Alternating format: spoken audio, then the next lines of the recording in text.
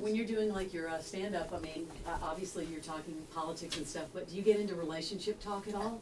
Well, I talk about, I've been doing stand-up since '85, so, I was 19 when I started, and so whatever's going on personally, I do discuss, and hopefully there's, it's humorous to the listener.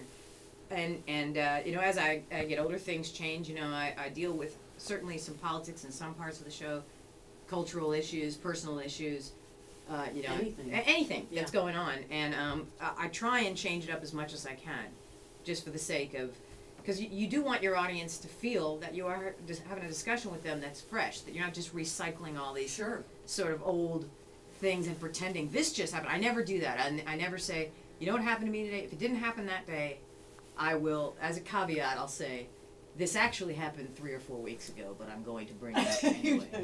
I sort of have a problem with deconstructing everything, much to the chagrin of the audience. But I was just in Australia at the Melbourne Comedy Festival until day before yesterday, and that was absolutely fantastic. I've never been to the Melbourne Comedy Festival before, but if anybody listening out there gets the chance to go, it happens every year, go to Melbourne, Australia, and it's just not only a beautiful city, but you can see comedy all day, all night, and some of the greatest comics from all around the world. It was a really great experience. You've got like 2 or 3 movies coming out. Yeah, let's talk. One of them's with Lindsay Lohan. Did she show up on time for her Yes, shoot? she did. Very, very nice woman, very professional. There is not one, tabloidy thing at all. And I'd say leave her alone. Leave that kid alone. She's, 22, 23 years old?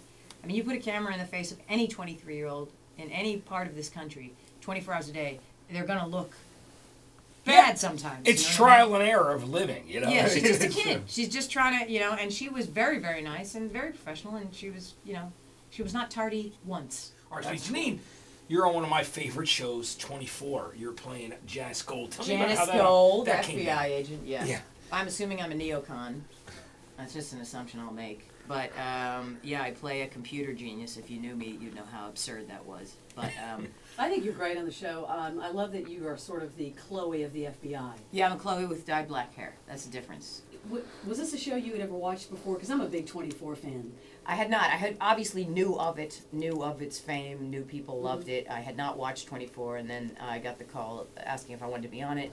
And at first I was a bit reticent because I had heard the politics of it are quite right-wing, and then I realized I was unemployed.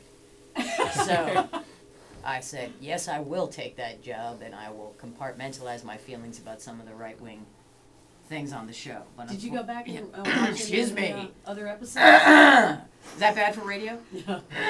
Oh, we do it all the time. I clear my voice. Excuse me. My voice always sounds like that without being cleared. Yeah, I want to try to get my voice into Pinfield territory. Yeah. I want to bring it down.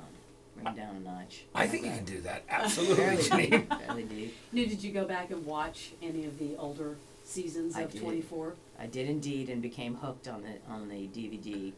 And but it is a conceit that after you get it, you sort of get it. Mm-hmm. So you got to be a fan to really stick with it for seven seasons. Yeah, I think it's a great show, and I love watching it on DVD because then you get stuck. You can go to the next one. You don't have the commercials. You don't have to wait.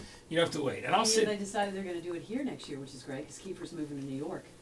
What? Yes, yeah. They're doing 24 here next year, which I'm so excited Oh, thank God! I said I wasn't coming back. Are you serious? You need you need to tell them that maybe you should come back because they're going to actually film in New York City. That is absurd. I had not heard that. Would you love to be here and do it? Of course, I would love to live it's New York in City. New York it's and work on a show. No one ever mentioned. Maybe they didn't want me to come back. Well, Matt's got Kiefer's cell phone, so we could actually call him for you right now if you'd like. Well, I know his daughter lives on my street, so maybe when I'm walking the dog, I can say, you know what, I didn't know about this New York thing. Hey, Kiefer, come on.